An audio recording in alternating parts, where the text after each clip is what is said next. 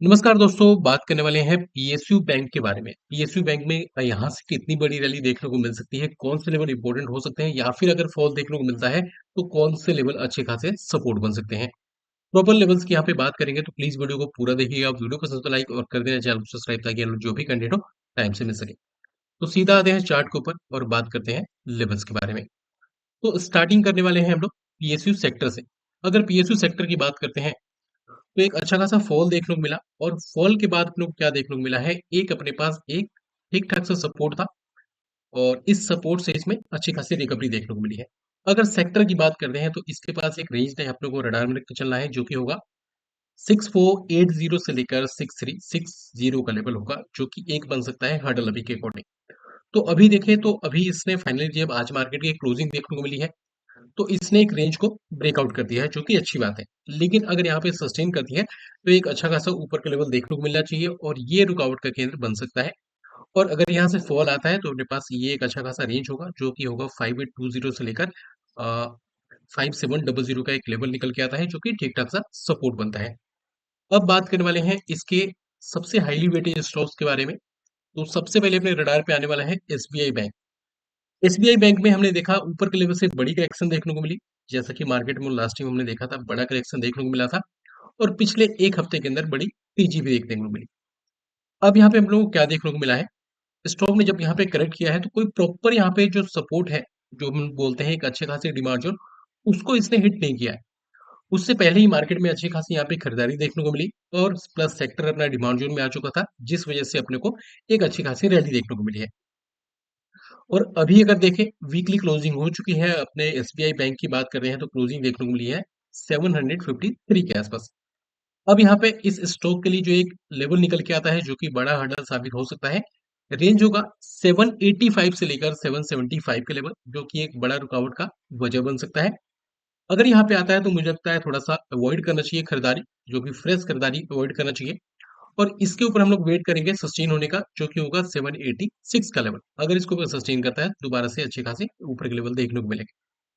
अब यहाँ पे हम लोग बात करने वाले हैं, अगर यहाँ से अपने को बिकवाली देखने को मिलती है, मार्केट में करेक्शन आता है या फिर अपने को पीएसयू बैंक में या फिर एसबीआई बैंक के अंदर करेक्शन आता है, तो क्या देखने को मिलेगा। तो अभी के लिए देखें तो शॉर्ट टर्म सपोर्ट का जो रेंज निकल के आता है वो होगा 730 से लेकर 718 का लेवल, जो कि बढ़िया सपोर्ट है अभी के लिए। तो अगर यहाँ से फॉल आता है और इसके रेंज में अगर आने के बाद लोअर टाइम फ्रेम पे अपने को थोड़े से रेंज का छोटे से रेंज का ब्रेकआउट देखने को मिलता है 5 मिनट के टाइम फ्रेम पे या फिर 15 मिनट के टाइम फ्रेम पे, तो यहाँ से हम लोग दोबारा लॉन्ग साइड में जा सकते हैं या फिर अपने को थोड़ा सा बुलिशनेस देखने को मिलता है तब जा सकते हैं। लेकिन अगर अपने को कोई कंफर्मेशन देखने को ना मिले, यहाँ पे हम लोग अवॉइड करेंगे। अब यहाँ पे बात करने वाले हैं अगले स्टॉक के बारे में, जो कि निकल के आता है bank of Baroda. Bank of Baroda, जो कि एक टाइम 280 के आसपास ट्रेड करता हुआ दिख रहा था। इवन इसने एक बार इसने 2024 के अंदर 300 के लेवल को ऑलमोस्ट हिट कर दिया था, मतलब 299.70 का इसने हाई लगाने के बाद एक अच्छा खासा फॉल देखने को मिला और रिसेंट इसने अपने लो लगाए हैं 190 के। तो यहाँ पे अगर देखें, तो अगर मैं आता हूँ इसके बड़े पिक्चर पे, तो इसने मंथली के डिमांड जोन को हिट किया है और उसके बाद इसके अंदर रिकवरी देखने को मिली है। तो इसकी रिकवरी को हम लोग मतलब एक सही तरीके से सस्टेनेबल मान सकते हैं, क्योंकि इसने प्रॉपर अपने हाईयर लेवल का डिमांड जोन को हिट किया है। अब अगर डेली टाइम फ्रेम पे आते हो तो क्या देखने को मिलता है, अगर यहाँ से वीक वाली आती है मार्केट के अंदर या फिर छोटा मोटा करेक्शन देखने को मिलता है, तो एक रेंज अपने को रडार में लेकर चलना है, जो कि होगा 208 से लेकर 200 का एक साइकोलॉजिकल लेवल भी निकल के आता है। यहाँ पे अगर रिट्रेसमेंट टाइप का मौका मिलता है और अगर अपने को दोबारा से लोअर टाइम फ्रेम पे कोई बुलिशनेस या फिर देखने को मिलता है अपने को छोटे से रेंज का ब्रेकआउट, तो दोबारा से हम लोग लॉन्ग की साइड में जा सकते हैं, अदरवाइज इग्नोर करेंगे। अब यहाँ पे देखें तो जैसा कि क्लोजिंग देखने को मिला है आज के डे में 216 के आसपास, जो कि ऑलमोस्ट एक हर्डल के आसपास पहुंच चुका है। और अगर प्रॉपर ब्रेकआउट के साथ जो खरीदारी के साथ अभी जाना चाहते हैं, मुझे लगता है कि ये जो रेंज होगा थोड़ा सा अवॉइड करने वाला रेंज होगा। इंट्राडे में हम लोग कुछ भी कर सकते हैं, पोजिशनली थोड़ा यहाँ पे अवॉइड करना होगा, जो मेरी स्टडी बोलती है। बाकी अगर देखें प्रॉपर अपने को ब्रेकआउट देखने को मिलेगा जब ये सस्टेन करना स्टार्ट करेगा 236 के ऊपर, एक अच्छा खासा ब्रेकआउट देखने को मिलेगा। अदरवाइज थोड़ा सा रिट्रेसमेंट दिखाए फिर अपने को ब्रेकआउट दे, तो वो ज्यादा अपने लिए बेटर होगा। अब यहाँ पे देखें तो अभी अगर मार्केट में कोई बहुत बड़ा फॉल देखने को मिलता है आने वाले टाइम में, तो अभी भी एक बढ़िया सपोर्ट है जहां से लास्ट टाइम रिकवरी देखने को मिली थी। वो रेंज होगा 191 से लेकर 186 185 का लेवल। अब आते हैं अगले स्टॉक के बारे में। तो अगला स्टॉक निकल के आता है केनरा बैंक। अब केनरा बैंक की अगर बात करते हैं तो इसमें भी एक बड़ा फॉल देखने को मिला था। मंथली टाइम फ्रेम पे एक बढ़िया सपोर्ट मिला इसको। मंथली के डिमांड जोन का साथ में 20 ईएमए के ऑलमोस्ट इसने सपोर्ट लिया, और साथ में 50 ईएमए का बहुत बड़ा सपोर्ट था यहाँ पे। तो यहाँ से हमने देखा कि जब केनरा बैंक ने एक अच्छा खासा लो लगाया 78.60 का इसी मंथ के अंदर, और अभी ट्रेड करता हुआ दिख रहा है 87.54 के आसपास। आते हैं एक बार डेली पिक्चर पे। और यहाँ पे देखें तो जैसा कि आज फ्राइडे का डे था, अपनी मार्केट बंद हो चुकी है, उसके बाद देखें तो इसके लिए थोड़ा सा ब्रेकआउट का एक लेवल अपने को रडार में लेके चलना है, जो कि अपना निकल के आता है 89.30, या फिर प्रॉपर तरीके से देखें तो 90 का लेवल होगा। 90 के लेवल के ऊपर सस्टेन होने पे 92.50, 94 और 96 तक के लेवल यहाँ पे देखने को मिलेंगे। उसके बाद ये निकल सकता है एक अच्छा खासा हर्डल, जो कि होगा 97 से लेकर 92 का लेवल, और इसके बीच में अगर जाता है प्राइस तो थोड़ा सा मुझे लगता है अवॉइड करना चाहिए। बाकी अगर यहाँ से कोई बिकवाली देखने को मिले तो यहाँ पे 83 से लेकर 76 78 तक के बढ़िया सपोर्ट है।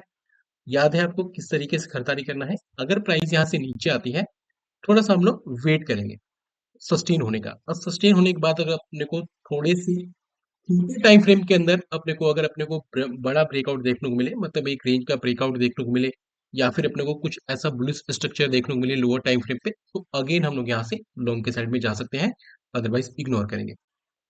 अब यहाँ पे बात करने वाले हैं अगले स्टॉक के बारे में, जो कि निकल के आता है पीएनबी के काउंटर। अब ये वीडियो थोड़ी सी लंबी होगी, क्योंकि हमने इसी वीडियो के अंदर प्रॉपर पूरे जो भी अपने पीएसयू बैंक है उसको हमने कवर किया है। तो वीडियो को आराम से देखना, क्योंकि अपना पूरा वीकेंड पड़ा हुआ है। तो देखो किस स्टॉक पे आपकी नजर रह सकती है, और कौन सा स्टॉक आपका फेवरेट है। अगर पीएनबी बैंक की बात करते हैं, तो अगर बड़े पिक्चर पे आते हैं तो इसमें ऑलमोस्ट हम लोग बोले तो कोई बड़े पिक्चर का सपोर्ट नहीं मिला है। बड़े पिक्चर का सपोर्ट जो है वो अपने पास निकल के आता है 80.50 से लेकर 67 का एक लेवल होगा, जो कि बढ़िया सपोर्ट निकल के आता है। मतलब मार्केट के अंदर अगर अपने को फॉल देखने को मिलता है, तो अपने को ये लेवल अपने पास काम कर सकता है। अब यहाँ पे देखिए अभी के अकॉर्डिंग, तो इसने क्या किया है, आज के डे में क्लोजिंग के बाद इसने इस रेंज को ब्रेकआउट कर दिया है। ये जो रेंज था ब्रेकआउट कर दिया है, लेकिन क्या यहाँ पे खरीदारी करना उचित होगा? मुझे लगता है इंटरडे बेसिस पे जा सकते हैं, लेकिन अगर ये देखें जो प्रॉपर ब्रेकआउट को चेज करना चाहते हैं, उनके लिए ये रेंज थोड़ा सा अपने पास हर्डल बन सकता है, जो कि होगा 94 से लेकर 96.50 का लेवल, जो कि एक अच्छा खासा हर्डल है। तो या तो यहाँ से कोई दोबारा से रिट्रेसमेंट देखने को मिले, और मौका मिले 87 से लेकर 84 85 के लेवल के बीच में दोबारा से एंट्री बनाने का मौका, तो वो ज्यादा बेटर होगा। और दोबारा से जो भी हम लोग खरीदारी करेंगे, जो भी बिकवाली करेंगे, कंफर्मेशन के साथ में करेंगे। मतलब लोअर टाइम फ्रेम पे जाएंगे, चेक करेंगे अपने को छोटे से रेंज का ब्रेकआउट होने का, मतलब बायर्स को एंटर होने का। जैसे बायर्स एंटर होंगे ब्रेकआउट होगा, ब्रेकआउट होने के बाद हम लोग दोबारा से री एंट्री कर सकते हैं। और इसके ऊपर जो ब्रेकआउट को चेज करना चाहते हैं, उनके लिए काफी इंपॉर्टेंट होगा 96.50 के ऊपर सस्टेन करना। अगर सस्टेन करती है तो हम लोग आने वाले टाइम में 98.50, 100, उसके बाद 102, और हो सकता है 105 तक के भी लेवल देखने को मिल जाए अगर इसके ऊपर सस्टेन करती है तो ये लेवल ध्यान रख के चलना है। और ये लेवल एक अच्छा खासा हडल बनेगा। अगर यहाँ पे लगातार कंसोलिडेट करके प्राइस नहीं जाती है, तो ये कहाँ से यहाँ से अपने को एफएनओ में भी अच्छा खासा डाउन साइड का ट्रेड बनाने का मौका मिलेगा। तो इसको हम लोग रडार में रख के चलेंगे। अब यहाँ पे हम लोग बात करने वाले हैं फेडरल बैंक के बारे में। अगर फेडरल बैंक के चार्ट पे आते हैं, और अगर बड़े पिक्चर पे आते हैं, तो क्या देखने को मिलता है, कोई प्रॉपर बड़ा अपने को सपोर्ट देखने को मिला नहीं है, और इसमें ज्यादा कुछ ऐसा गार्बेज है भी नहीं। अगर मंथली पे आते हैं तो सब कुछ अभी तक क्लियर है।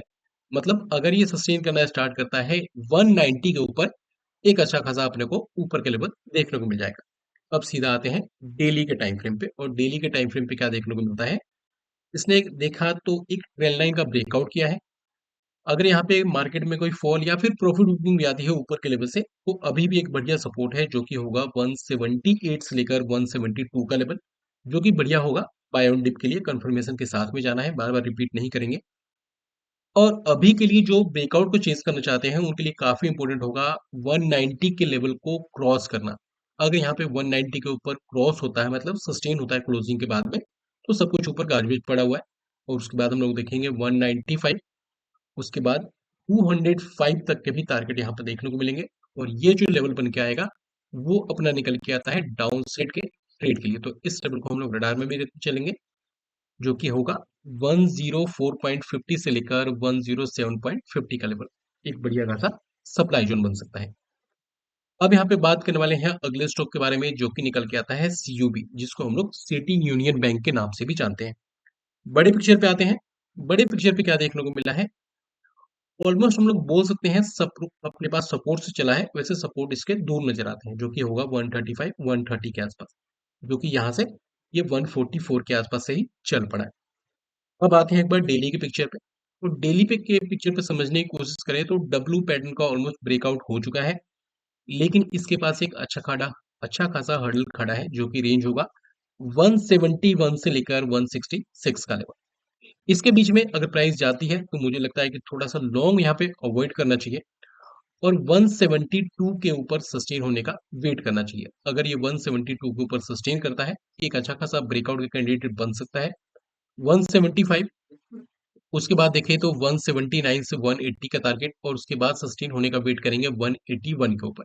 181 के ऊपर सस्टेन करने का मतलब है कि प्राइस यहाँ पे 185 से लेकर 188 तक के ऊपर के लेवल देखने को मिलेंगे। लेकिन अगर यहाँ पे मार्केट में फॉल आती है तो क्या करना है, अगर मार्केट में यहाँ से फॉल आती है तो अभी भी ये लेवल सपोर्ट का काम करेगा। इस रेंज को अपनों को रडार में रख के चलना है, जो कि होगा 150 से लेकर 144 का लेवल।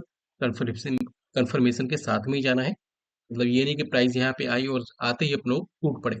ऐसा नहीं करना है, क्योंकि मार्केट अभी थोड़ा सा ऑपरेटर का गेम ज्यादा चल रहा है।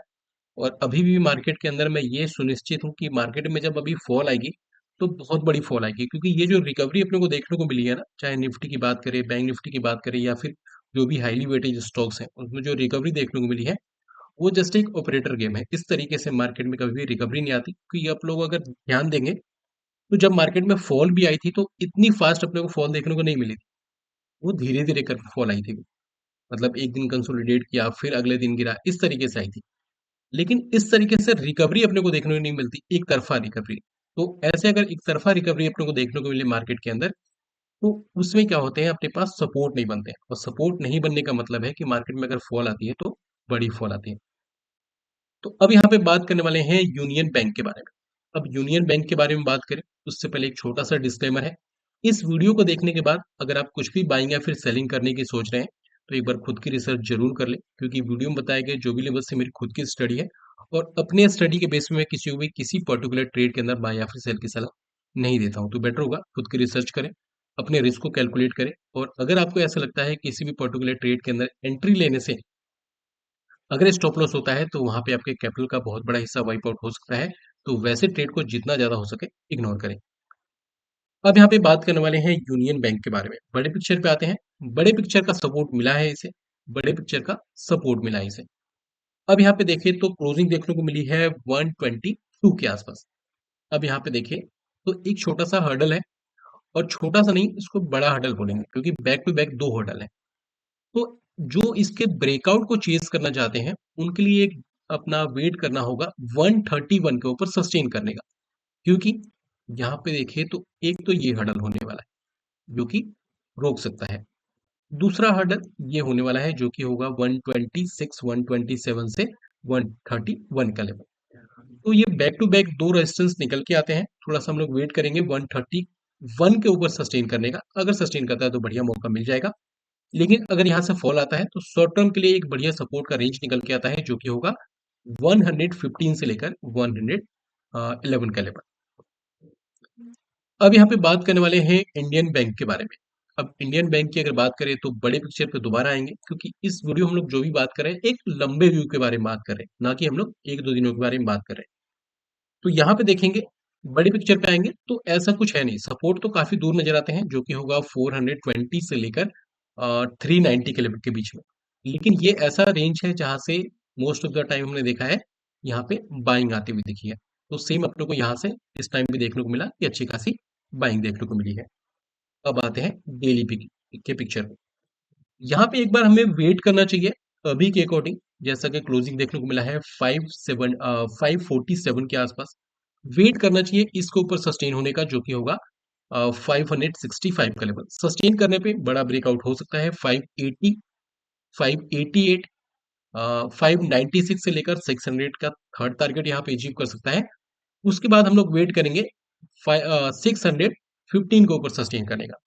और अगर यहाँ से कोई फॉल देखने को मिलता है तो एक बढ़िया सपोर्ट निकल के आता है 500 से लेकर 475 का लेवल होगा, जो कि बढ़िया सपोर्ट है। अभी के अकॉर्डिंग हो सकता है कि रिट्रेसमेंट हो और दोबारा से अपने को अच्छी खासी उछाल देखने को मिले।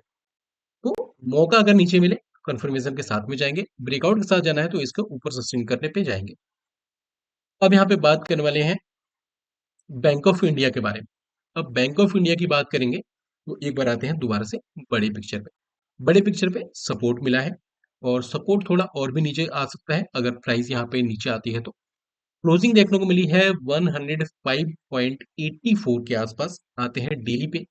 डेली पे देखें तो एक हडल निकल के आता है, जो कि पहला हडल होगा 113 से लेकर 110 का लेवल, जो कि अभी यहाँ से और भी ऊपर जा सकता है, लेकिन थोड़ा सा कंफर्मेशन के साथ में जाना है। ठीक है, मतलब इंट्राडे में हम लोग जा सकते हैं और लॉन्ग अपने को जाना है थोड़ा सा कंफर्मेशन के साथ में जाएंगे। ये नहीं कि सीधा ही चलेगा, और रिस्क को कैलकुलेट करके जाएंगे। यहाँ पे खरीदारी करना थोड़ा सा रिस्की होगा, तो यहाँ पे हम लोग थोड़ा सा खरीदारी अवॉइड करेंगे। उसके बाद हम लोग वेट करेंगे 114 के ऊपर सस्टेन होने का। सस्टेन करता है तो दोबारा से एक रैली एक्सटेंड होगी, जो कि 117 120 तक जा सकती है। उसके बाद जब आप लोग वेट करेंगे ब्रेकआउट होने का, जो कि होगा 121 122 के ऊपर सस्टेन होने का। लेकिन अगर फॉल यहाँ से दोबारा से आ जाती है और दोबारा से फॉल आने के केस में एक बढ़िया सपोर्ट निकल के आता है, जो कि होगा 95 96 से लेकर 90 के लेवल। इसके बीच में दोबारा से एक बढ़िया सपोर्ट है। दोबारा से अगर नीचे आती है प्राइस, कोई भी कंफर्मेशन देखने को मिलता है लोअर टाइम फ्रेम पे, तो again we can go for a long side trade. अब यहाँ पे बात करने वाले हैं अगले स्टॉक के बारे में, जो कि निकल के आता है आईओबी, जिसको हम लोग इंडियन ओवरसीज बैंक के नाम से भी जानते हैं। तो यहाँ पे ये स्टॉक मुझे काफी बढ़िया लग रहा है। बड़े पिक्चर पे अगर आगे देखें तो बढ़िया अपने को देखने को मिल गया है। इसके जो बड़े हाइयर टाइम फ्रेम का सपोर्ट है, उसका सपोर्ट भी इसे मिल चुका है। क्लोजिंग की बात करते हैं तो क्लोजिंग देखने को मिला है 43.56 के आसपास। हम लोगों को एक बार वेट करना है 45.15 के ऊपर सस्टेन होने का। अगर सस्टेन करता है, एक छोटे से स्टॉप लॉस के साथ में एक अच्छा खासा ऊपर का लेवल देखने को मिलेगा, जहां पे हम लोग देखेंगे पहला टारगेट 46.80, 48 का सेकंड टारगेट, उसके बाद 59, 51 और उसके बाद देखेंगे 53 तक के भी टारगेट देखने को मिलेंगे। लेकिन काफी इंपॉर्टेंट है 45.15 के ऊपर सस्टेन होना। स्टॉप लॉस यहाँ पे लगा के चलना है, क्योंकि अगर स्टॉप लॉस नहीं लगाया तो हो सकता है फिर लंबे टाइम के लिए फंसे और फिर प्राइस यहीं पे कंसोलिडेट करता रह जाए। अब यहाँ पे बात करने वाले हैं अगले स्टॉक के बारे में। नाम निकल के आता है महाबैंक। अब महाबैंक के बारे में बात करें उससे पहले छोटी सी रिक्वेस्ट है। अगर आपने वीडियो को अभी तक देखा है और आपको ऐसा लगता है कि वीडियो से कुछ सीखने को मिलता है, हमारी मेहनत आपके लिए कुछ हेल्पफुल होती है, प्लीज वीडियो को लाइक और चैनल को कर देना सब्सक्राइब, ताकि आने वाली जो भी कंटेंट हो टाइम से मिल पाए। और जितना ज़्यादा हो सके वीडियो को शेयर कर देना, ताकि और भी हम लोग और वीडियो आपके लिए बना पाए। और बाकी अगर बात करें इंडेक्स रिलेटेड वीडियो, वो आपको सैटरडे को हम लोग सोचेंगे कि सैटरडे को आपके साथ प्रोवाइड किया जाए चैनल पे। तो प्लीज़ ज्वाइन कर लेना, चैनल को सब्सक्राइब कर देना। और अगर आपने अभी तक हमारे टेलीग्राम चैनल को ज्वाइन नहीं किया है, तो फटाफट जाइए वीडियो के डिस्क्रिप्शन बॉक्स में, और जो लिंक है उसके साथ आप लोग ज्वाइन करके चल सकते हैं, जहाँ पे जो भी रिसर्च होती है फ्री ऑफ कॉस्ट आपके साथ शेयर की जाती है। अब यहाँ पे बात करने वाले हैं महाबैंक के बारे में। अगर महाबैंक की बात करते हैं तो ये बड़े टाइम फ्रेम का सपोर्ट मिल चुका है अपने को। क्लोजिंग देखने को मिली है ऑलमोस्ट 48 के आसपास। आते हैं डेली टाइम फ्रेम पे। एक बार अपने को वेट करना चाहिए 48.50 के ऊपर सस्टेन करने का। फिर अपने को एक डब्ल्यू पैटर्न का ब्रेकआउट होगा। और अगर आप लोग इस ब्रेकआउट को चेज करना चाहते हैं, एक यहाँ पे अच्छे तरीके से एक स्टॉप लॉस लगा के जाना है, क्योंकि यहाँ पे back to back supply zone होने वाले हैं। तो यहाँ का स्टॉप लॉस लगाना है, जो कि होगा 46 या फिर 46.50 का स्टॉप लॉस होगा। और हम लोग देखेंगे इसके इसमें अपना 49.50, 15.50 और 51 तक के टारगेट देखने को मिल सकते हैं। लेकिन यहाँ पे स्टॉप लॉस में लगाने के लिए क्यों बोल रहा हूँ, क्योंकि यहाँ पे एक हर्डल है, जिस हर्डल का रेंज होने वाला है 52 से लेकर 49.50 या फिर 60 का लेवल। ब्रेकआउट के लिए अगर जो जाना चाहते हैं उनके लिए एक बार वेट करना चाहिए 52 के ऊपर सस्टेन करने का। सस्टेन करने पे एक बड़ा रैली देखने को मिलेगा जहां पे देखेंगे 54, 55 और हो सकता है 57 तक के ऊपर के लेवल देखने को मिले। बाकी जो इसके ऊपर ट्रेड करना चाहते हैं वो यहाँ का स्टॉप लॉस लगाएंगे और जरूरी होगा इसके ऊपर सस्टेन करना। अब यहाँ पे हम लोग बात करने वाले हैं सेंट्रल बैंक ऑफ इंडिया के बारे में। सेंट्रल बैंक ऑफ इंडिया मुझे बढ़िया लग रहा है। रीजन क्या है? रीजन यहाँ पे एक्सप्लेन करते हैं। बड़े टाइम फ्रेम का प्रॉपर सपोर्ट देखने को मिला है क्योंकि ये एकदम ओरिजिन में प्राइस यहाँ पे देखने को मिली है। अब इसके बाद क्लोजिंग की बात करते हैं तो 45.15 के आसपास क्लोजिंग देखने को मिली है। सबसे बड़ा पिक्चर देखने को मिलता है डेली टाइम फ्रेम पे। स्टॉप लॉस काफी छोटा है जो कि होगा 40.50 का। और अगर बात करते हैं ब्रेकआउट लेवल की तो लेवल अपने को रडार में लेकर चलना है 45.50 का। इसके ऊपर सस्टेन होने पे एक बहुत अच्छा खासा रिटर्न देखने को मिल सकता है। टारगेट की बात करते हैं परसेंटेज में देखेंगे क्योंकि शेयर छोटा है तो अपने को ऐसा तो होगा नहीं कि 45 का शेयर है मैं टारगेट बता दूं 55 का जो अचीव ही ना हो। शेयर छोटा है तो परसेंटेज में अपने को अच्छे खासे रिटर्न देखने को मिलेंगे और लेवल के तौर पे देखें तो अपने को टारगेट छोटे ही देखने को मिलेंगे। अगर ये सस्टेन होना स्टार्ट करता है 45.50 के ऊपर, टारगेट की बात करते हैं तो 47.50, उसके बाद 48.50 और हो सकता है 50.50 से लेकर 54 तक के भी टारगेट देखने को मिले। लेकिन काफी इंपॉर्टेंट है इसके ऊपर सस्टेन करना। अगर मार्केट में फॉल आती है दोबारा से मौका मिलता है 41.70 से लेकर 42 के बीच में दोबारा से यहाँ पे एंट्री बनाने का मौका मिलता है तो 40 या फिर 40.50 के स्टिक स्टॉप लॉस के साथ में again we can enter here for the long side. अब यहाँ पे बात करने वाले हैं पीएसबी बैंक के बारे में। अगर पीएसबी बैंक की बात करते हैं तो बड़े पिक्चर पे आना पड़ेगा। बड़े पिक्चर पे आने का मतलब है कि इसने बड़े पिक्चर के सपोर्ट को यहाँ पे रिस्पेक्ट कर लिया है।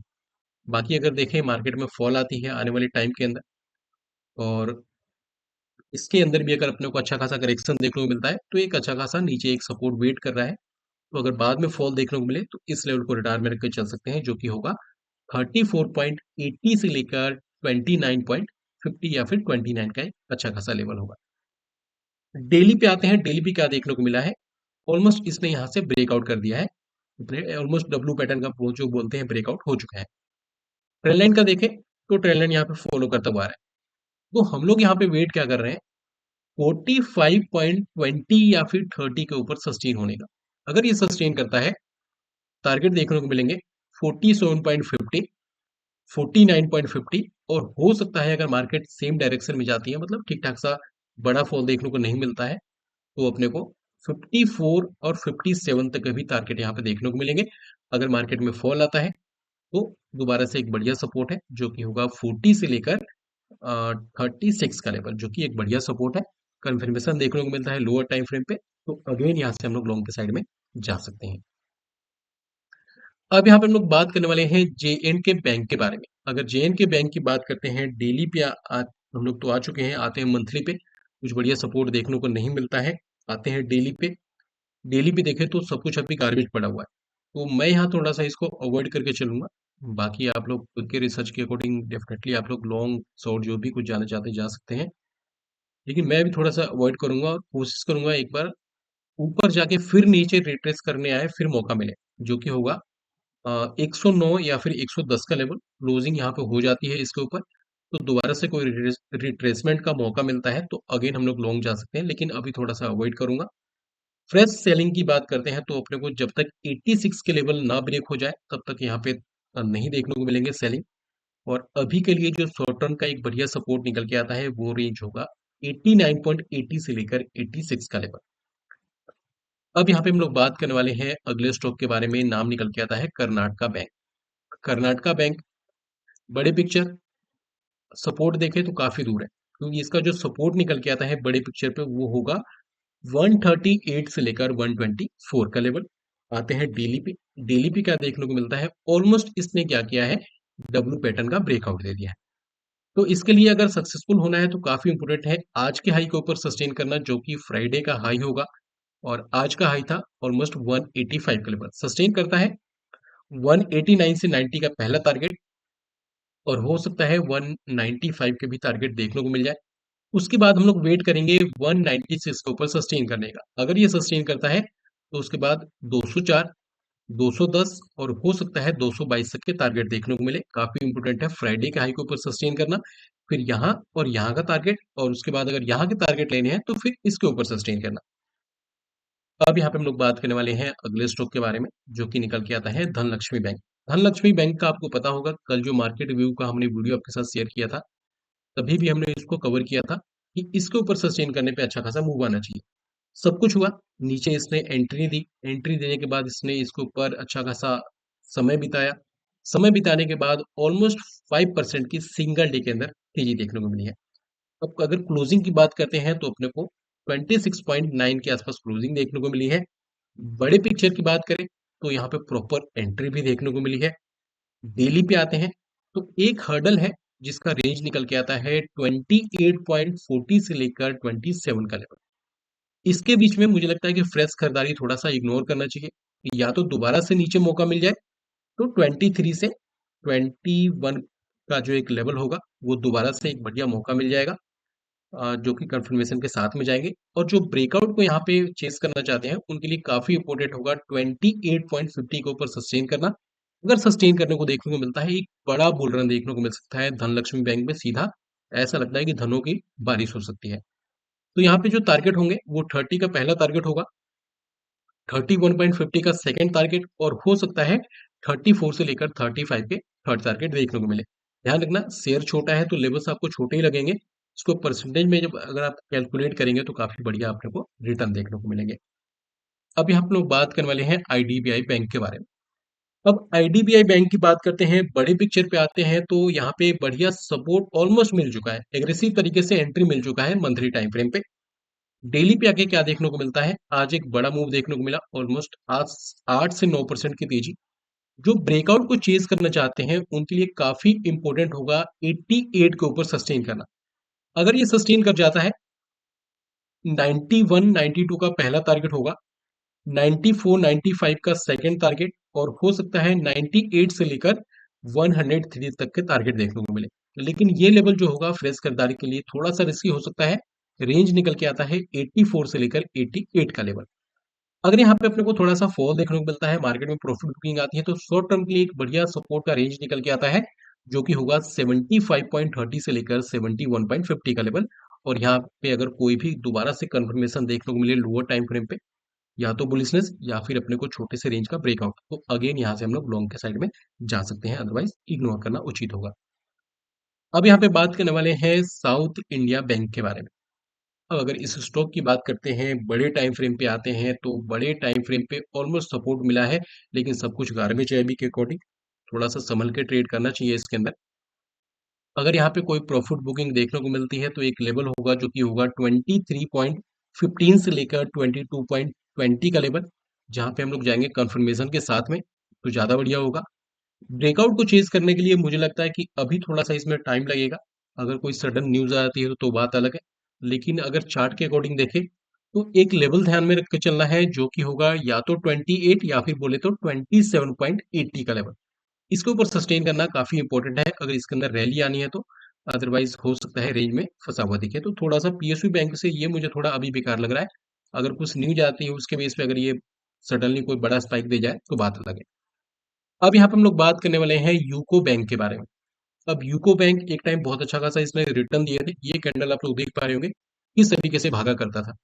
उसके बाद ये सब कुछ कचरा बना के छोड़ दिया इन लोगों ने, और एकदम बहुत बुरे हालत में लोगों को फंसाया। बड़े पिक्चर पे आते हैं तो ऑलमोस्ट बड़े पिक्चर पे इसके तो एंट्री मिल चुकी है, लेकिन अगर मार्केट में फॉल आती है तो अगला सपोर्ट निकल के आता है 27.60 से लेकर 22.20 का लेवल होगा, जो कि एक बढ़िया सपोर्ट है। और अगर फॉल आती है तो एक अच्छा खासा लेवल होगा दोबारा से री एंट्री करने का। और अभी के अकॉर्डिंग ठीक ठाक से लेवल के आसपास एंट्री मिली है, रिकवरी भी मिली है। तो जब तक ये 34 के लेवल को ब्रेक नहीं करेगा, एक बड़ा फॉल देखने को नहीं मिलना चाहिए।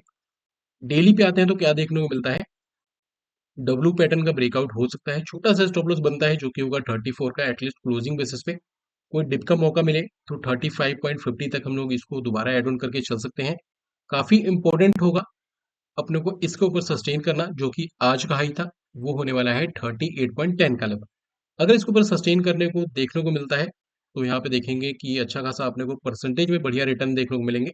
40 का पहला टारगेट होगा, 41.80 का सेकंड टारगेट होगा, हो सकता है 43.50 का लेवल देखने को मिले।